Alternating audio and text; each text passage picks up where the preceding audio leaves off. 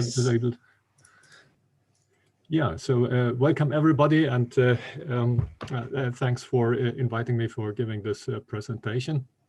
I'm Christoph Kessler, Professor for Computer Science at Linköping University in Sweden, one of the partners in the Exa2 Pro project. And I would like to present about the high-level programming interface of Exa2 Pro, and especially elaborate on two technologies, SkePU and CompuU, where SkePU is the one that we are also going to dive deeper into tomorrow in the tutorial and hands-on session. Now, the high-level programming model's objectives are, well, to handle the hardware complexity of modern HPC clusters, which essentially contains heterogeneous architecture in the different nodes, and also software complexity is increasing. So it would be good to bring these two together and find a good solution here. And so our approach is to raise the level of abstraction, which should benefit program productivity, it should benefit code quality, it should benefit portability, and it should also help with the integration of tool chains, so that we do no longer need to well, deal with individual platform-specific tool chains, but maybe have a single source and a single button to push.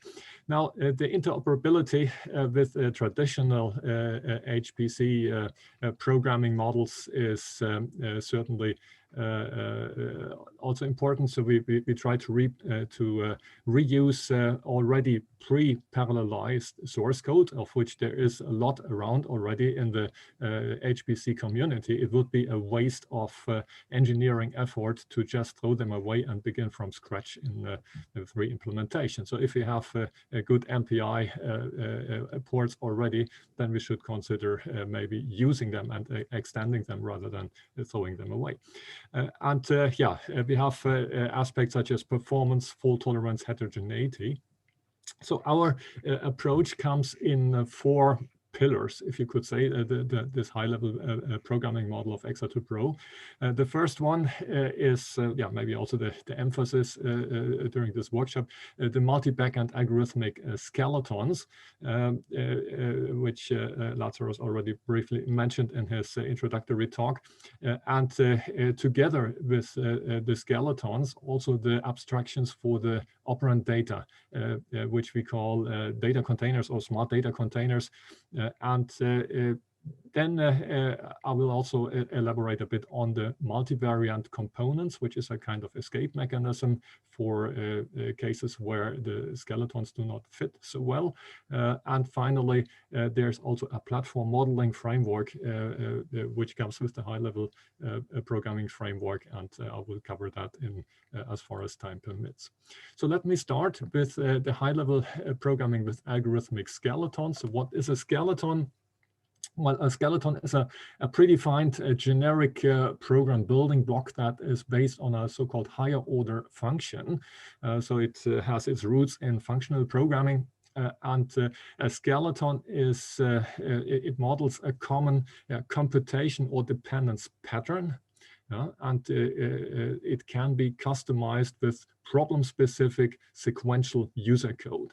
So by plugging in such a user function, a problem-specific user function into such a generic program building blocks such as map, we can essentially build, we can generate an executable function, which now can be used like any handwritten source code function and just be used at runtime like any of those.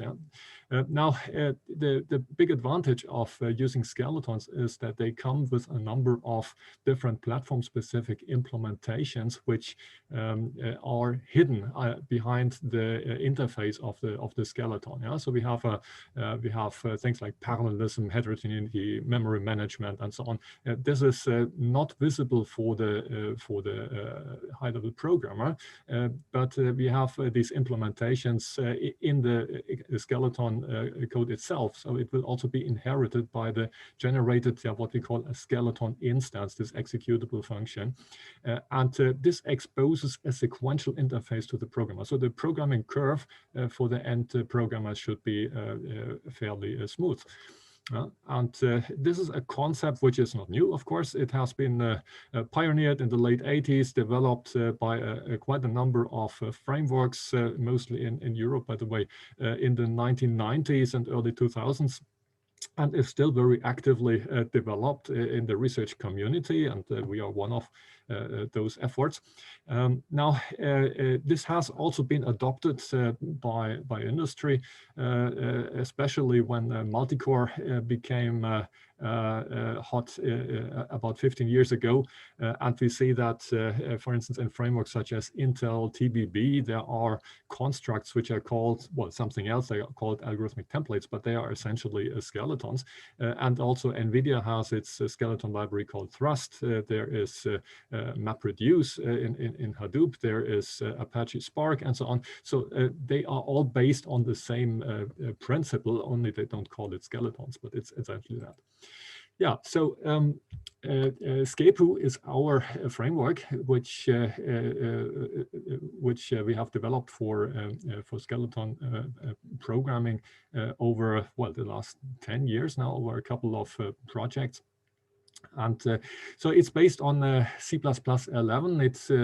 Its implementation is based on a template metaprogramming include library together with a source-to-source precompiler.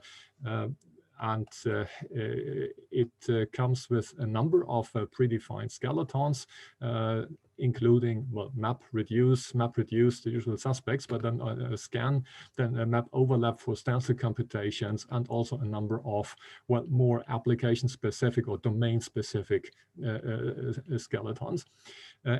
The skeletons in SkePU are fully variadic in both element-wise, in random access, and in scalar operands. So it's not like in some other skeleton frameworks where you have to specify the arity and you get a new skeleton for every different arity for unary, binary, ternary, and so on.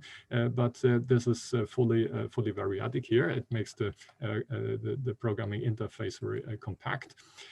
And also the data is abstracted into data containers, which look similar to the STL data containers. So here we have vector, matrix, tensor, 3-dimensional and 4-dimensional tensors as the main data types.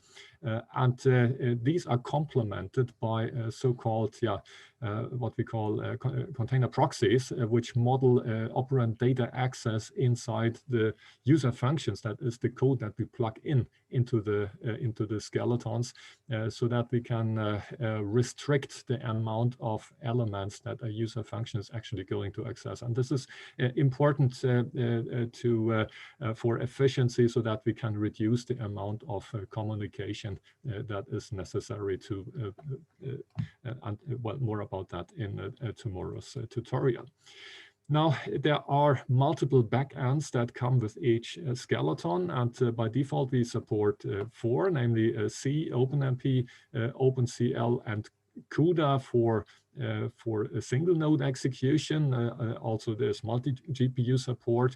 There is support for hybrid execution that uses a multi-core CPU and one or several GPUs together.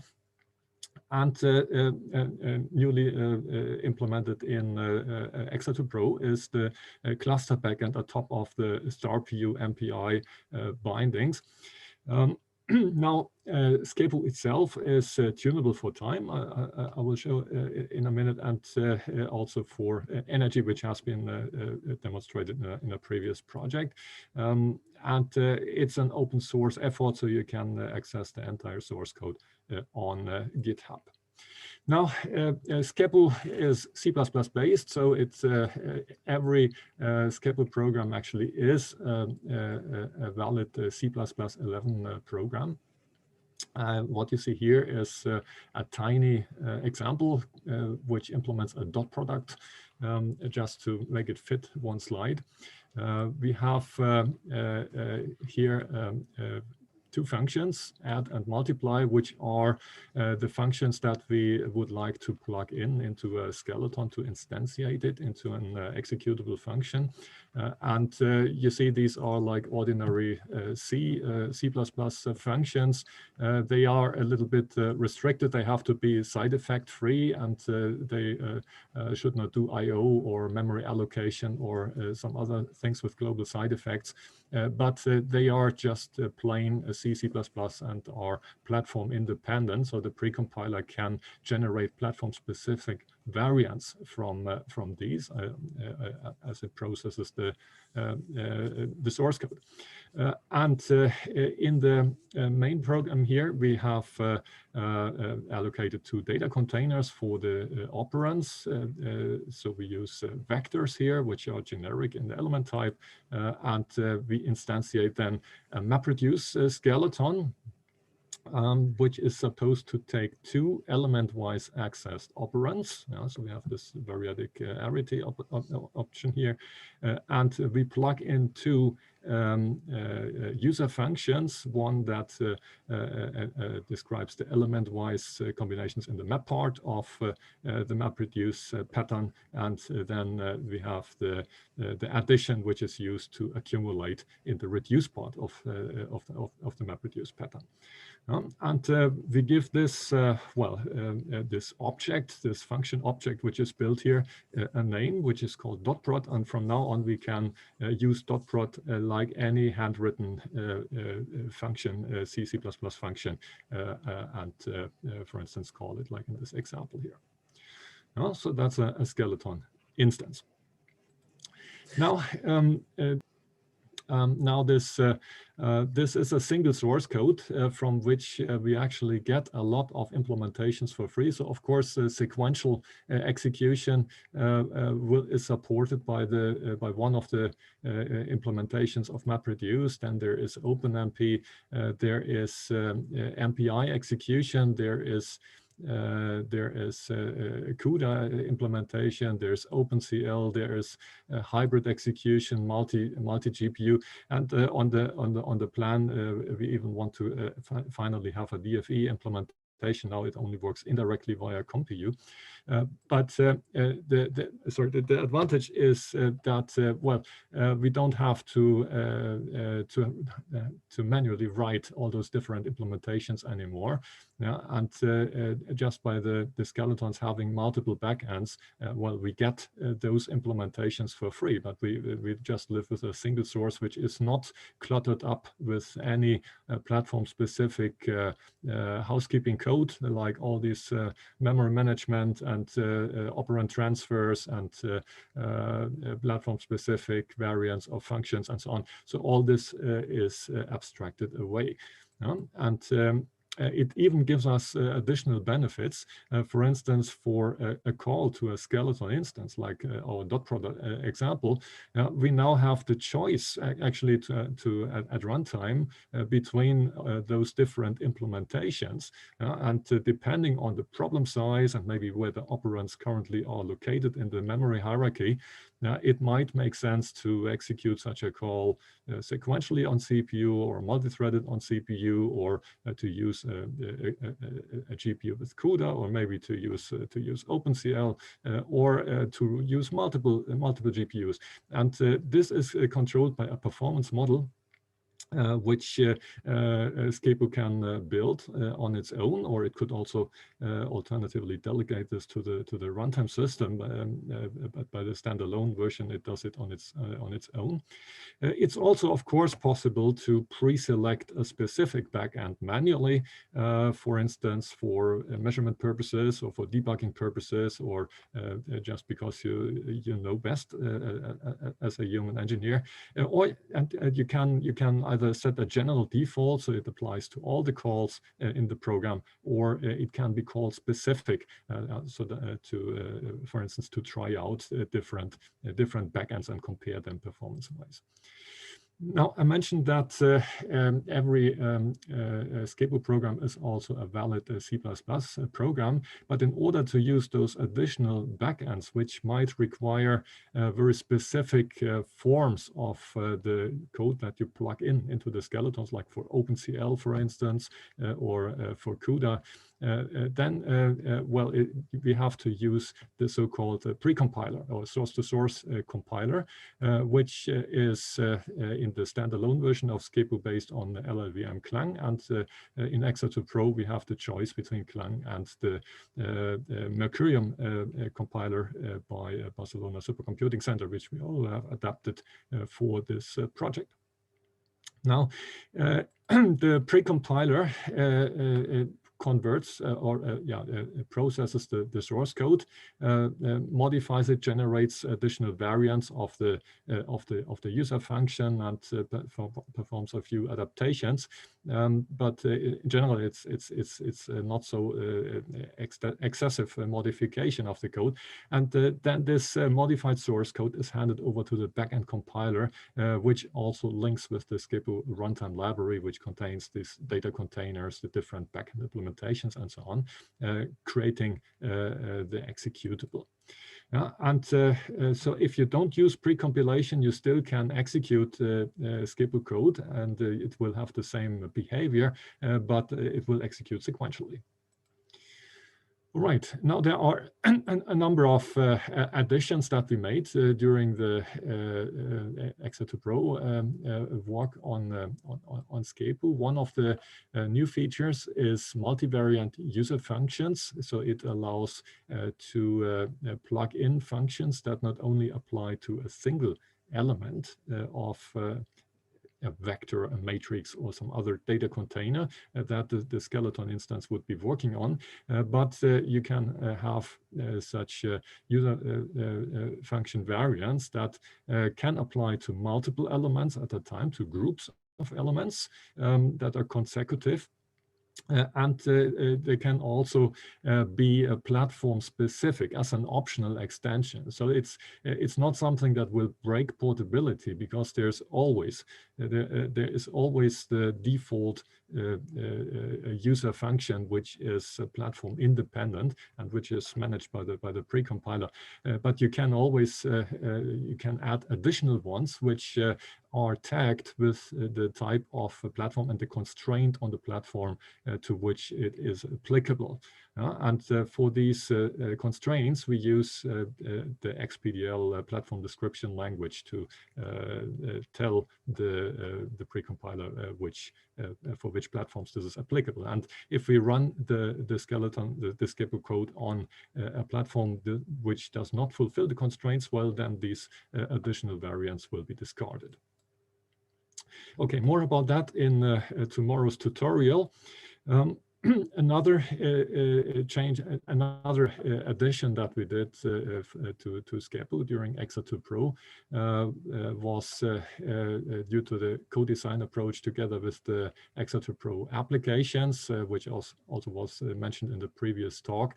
So one such new skeleton, domain-specific skeleton, is the map pairs skeleton, which applies to, which encodes a generic version of a so-called outer product, which can take an arbitrary number of 1D vector operands along either dimension of a two-dimensional domain. Right, and so this can be combined in an arbitrary way as encoded by the user function. So this is a new skeleton with a new interface, and more about that in the presentation tomorrow. There's also a version with included reduction. Now, more about the data containers to abstract the actual operands on which the skeletons operate. They are extended generic STL-like containers like vector, matrix, and so on. They perform a number of optimizations automatically under the hood, and this is why we call them smart. Well, it's just a name, but for instance, one of them is software caching with memory coherence management. So we could, for instance, leave data or part of the data on device after having executed and computed it on an accelerator device, and only send it back to main memory if requested, if needed there, either by the programmer, for instance, for an I/O operation, or by a subsequent skeleton computation, which needs to have the data in main memory again. Yeah, so this is transparently handled by the container implementation, and to the user, it looks basically like just ordinary code, sequentially consistent at the level of skeleton instance calls. Well, if you have CPU code like I/O operations, MPI calls, and so on, which might interfere with that, we have a construct which allows to control memory consistency. So the actual memory consistency model in SkePU is weak consistency, but at the skeleton call level, we have sequential consistency. Now, there are further optimizations like this coherence management can be done at arbitrary subarray level as well. There are copy plans to locate the closest overlapping valid copies, so we can also provide operands efficiently. There are optimizations for runtime locality, so skeleton calls can, for certain types of skeletons, actually be executed in a lazy way, piled up at runtime and then executed in one bunch as soon as needed to produce a result. This is a useful feature because this allows to optimize this bunch of lazily executed skeleton calls to execute them in a way which better utilizes the cache hierarchy of the execution platform. It's also possible to delegate the data management to the StarPU buffers. Now, there are new container types as well, and it also was briefly mentioned in the previous talk. So there are more general container accesses like the MAT access proxy for matrix operands, which basically give arbitrary random access to any element inside a matrix operand. Of course, this means that if we have a distributed platform, that we basically need to provide all the data and broadcast it to the executing device.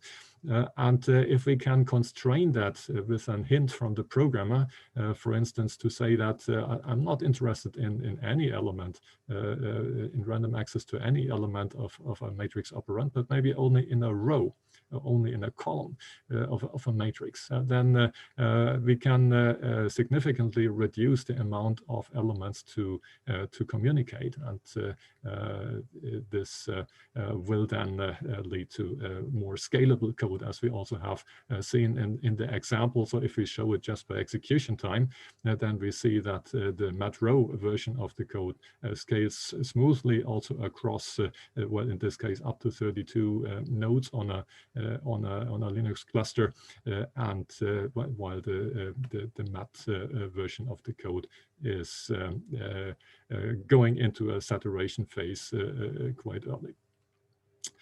All right. Now, SkePU has evolved over time. So this work has started in 2010 with SkePU 1. and it was part of the FP7 project Pepper. So at that time, well, we already supported OpenCL because it was an important target platform. We use it as a compilation target in SkePU. So if we had had something more high level at that time, we would probably have had an easier life, but the interface has suffered a little bit from the need to also support OpenCL at this time. So which is C-based, and so this interface has then been streamlined a lot in the second version of SkePU, which was developed as part of another FP7 project, Access. Then the programming interface became type safe, and the precompiler was introduced as a feature here. So we went away from those ugly preprocessor macros, which were the way to specify user functions in the first generation of SkePU. And now in the third version of SkePU, this has been generalized a lot. So we have not only more skeletons, but we also have much more generic APIs. The stencil patterns skeleton has been generalized a lot. Many of the skeletons now supply also multiple return types. We have the multivariant platform-specific user functions and a lot of other useful features. The set of containers has been extended also by domain-specific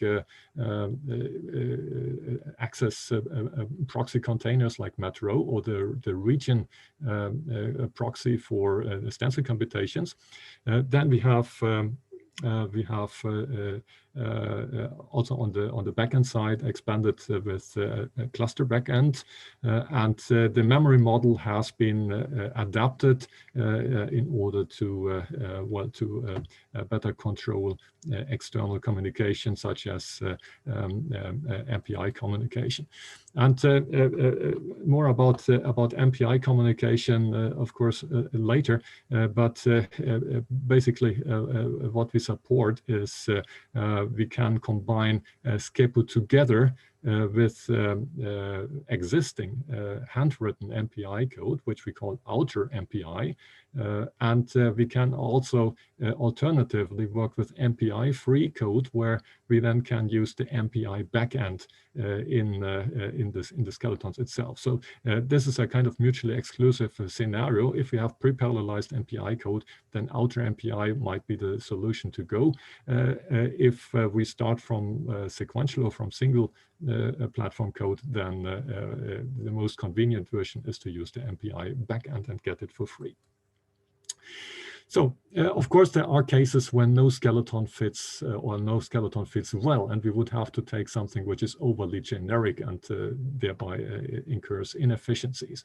Now, for that, we provide the so-called multivariant software components as another pillar in the high-level programming model of Exato Pro. And these are, well, you could also call them multivariant functions. So functions with a specific interface, and each such function might have multiple different variants, which are written for different programming models, which might differ in the algorithm that is used internally, which could be could have different tunable parameters, which could have a lot of specific things. You could even take the same source code but compile it with different compiler flags, or apply certain compiler transformations so that more variants can be generated on the fly.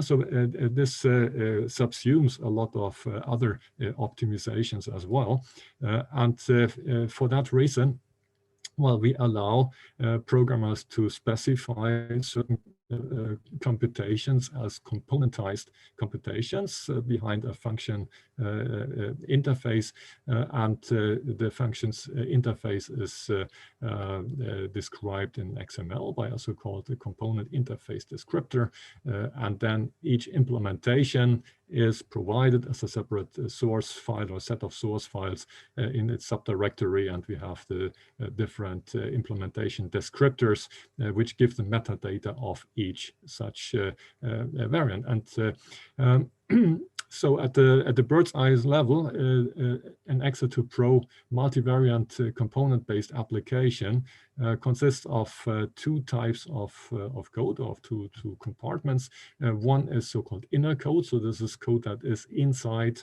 the components, inside the implementation variants, and the other is outer code. That is code that is not inside any specific component. In particular, the main function is always outer code, and outer code is executed on CPU only. It can be either sequential, or it can be using outer MPI, which means we have handwritten ordinary plain MPI communication operations plus component calls. So we would use these components at node level. And we also have another alternative here, which we call taskified MPI, which uses the asynchronous MPI features of the StarPU runtime system, and also executes the component calls as tasks for the runtime system. And so more about that in the talk about StarPU. Now, these descriptors, they provide just the metadata which is necessary by the composition framework to deploy the entire application. So the application descriptor, which describes the outer part of the application, contains in particular a list of all the components that might possibly be called and so need to be deployed as part of the application, and all the non-component source files. Each component has a component interface descriptor, which contains the component name, the operand types, the access modes, the access patterns, the access distances, and so on. Things that are common across the different implementations. And then each implementation, again, has its XML descriptor containing metadata that is specific to the implementation, like required components that it might use, or supported target platform, selectability constraints, resource requirements, tunable parameters, source files, and so on, and all information which is necessary to deploy, for instance, specific compilation rules, specific flags, and so on. Now, this is just a short illustration of how the interface descriptor looks like. So it's XML code, quite compact, and so after a while one can get quickly used to this pattern. We have C-style signatures, C++ style signatures. So depending on which data types we use, we can use container data types here as well with the X2P variant, but essentially they map to actually to the SkePU containers, which are used for the implementation. And alternatively, we can also use the plain C data types as well. Also, we describe the interface with the access mode, the access patterns, and we can give a couple of additional properties. Now, what is nice is that, well, in principle, these multivariant component calls can be mixed with skeleton calls freely, as long as both use the same small data containers, in this case, SkePU's small data containers.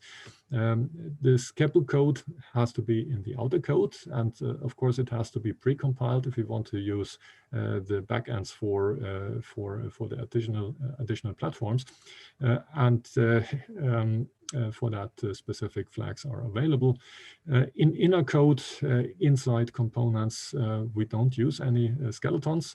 That's not supported, and skeleton user functions also should not invoke multivariant components. This would be a side effect which would interact with the runtime system, and this is not foreseen in the execution model of X2 Pro. So the composition framework, also known as SkePU, is a whole application deployment framework which takes such a multivariant component-based application consisting of the inner code and the outer code source files and the various descriptors that have been provided. And now the first step is that SkePU analyzes the component descriptors and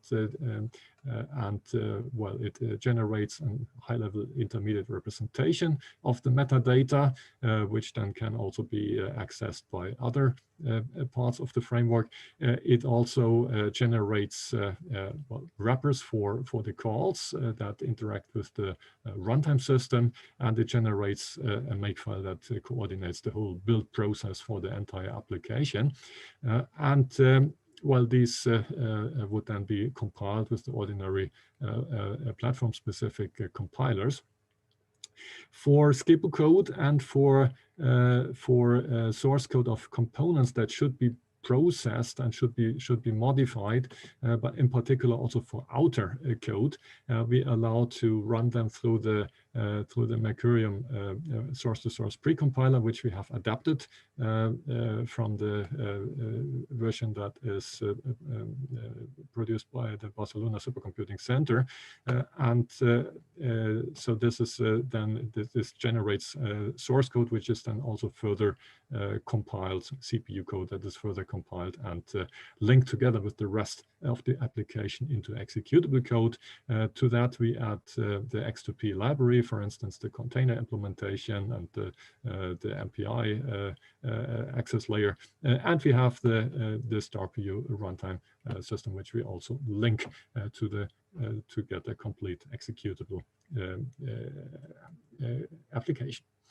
Now, well, time is going quickly, so I can only briefly mention that there is a platform description framework as well, which allows us to model distributed and heterogeneous computer systems as far as relevant for well, optimizations of all these well, frameworks, and also to, for instance, to specify constraints for selectability of multivariant user functions or of different component implementations.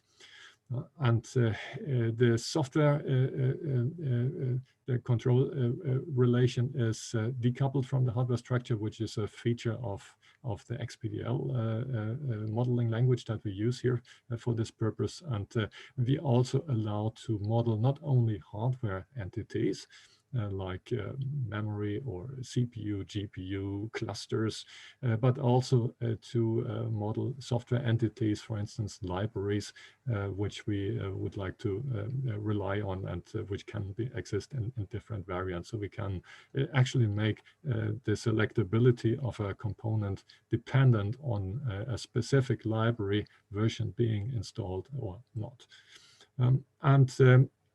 So this is based on XPDL, an XML-based platform description language, which is modular extensible. It has features coming from object-oriented modeling like inheritance, instantiation, parameterizability. There is a model repository which can be added, which can be extended. And it's possible also to have wildcards in models where certain parameters may perhaps not be known at modeling time. And so then XPDL can generate deployment time micro-benchmarking code, which then allows to elicitate the values of such unknown model parameters at, well, on the target system at deployment time. It's available to the application at runtime, so we can we can query the model from the application. We can also query it from the tools because the XPDL framework allows to generate a C++ query API to which we then can link with both with the application and with tool chains that should be able to access this system model. All right, so the big picture is, well, we have already seen the basic structure in a previous talk, but well, of course, we have the HPC applications on top, and we have the hardware, an HPC cluster with accelerators on the bottom, and the task of the programming model and the programming framework is, of course, to bridge this gap. We have the runtime system, more about that in the next talk, which already comes with a specific task level programming API. So this is one way to do X2 Pro programming, but of course it also comes with the high-level programming interface, which consists of the skeletons, which consists of the smart data containers, the multivariant components, the platform query API, and there's also support for fault tolerance at the high level, which basically wraps features that are provided by the runtime system. Now, the composition framework, which I've briefly mentioned, well, it consists of ComPU and of the source-to-source compiler, which has also an intermediate representation, which I did not go through in detail now, but this intermediate representation represents the components metadata, and it also, for each compilation unit that is source-to-source compiled, the source compiler has its own intermediate representation that can connect to this Commere representation. It's possible to extend this basic composition framework engine by plugging in special extensions which can perform granularity or locality optimizations as part of this source-to-source transformation mechanism and the wrapper code deployment. We have performance modeling possibilities, so that we can have feedback-directed optimization to run the composition framework twice, once to deploy a profiling run, which then is executed to populate the performance model in the composition framework, and then to rerun it in order to use this performance model to guide the and to possibly eliminate suboptimal implementation variants already at program generation time. Yeah, also there's some pragma syntax available for fault tolerance management. There is more in the project which I cannot go in details here. There is, for instance, tools for analyzing and managing technical depth in the application source code. There's also some work on an IDE for X2 Pro. What we will dive into more details now in the tutorial tomorrow is the skeletons API together with the smart data containers API, and then there will of course also be the separate tutorial on StarPU on Wednesday. So let me conclude. The X2 Pro high-level programming model provides coherent high-level abstractions for the compact, for the portable, and for well-structured single-source code. So we inherit a lot of different implementations automatically with the skeletons and with the smart data containers. We abstract the data and we abstract away from the distributedness of the address space. Multivariant components are a way to escape for computations that do not fit any of the skeletons well. So now it's the programmer who is responsible of writing the different implementations, but still we only expose the different options to the composition framework and let the composition framework together with the runtime system decide automatically at runtime which of those different implementations to actually invoke when we do such calls. And this is supported also by the platform modeling framework. So we abstract away heterogeneity, we abstract away explicit parallelism by providing a quasi-sequential programming interface. This is what the skeletons do. Or we can also embrace heterogeneity and explicit parallelism with the multivariant components, which is a bit more effort for the programmer to produce the actual source code of the implementations and also to fill in this XML specification of the metadata.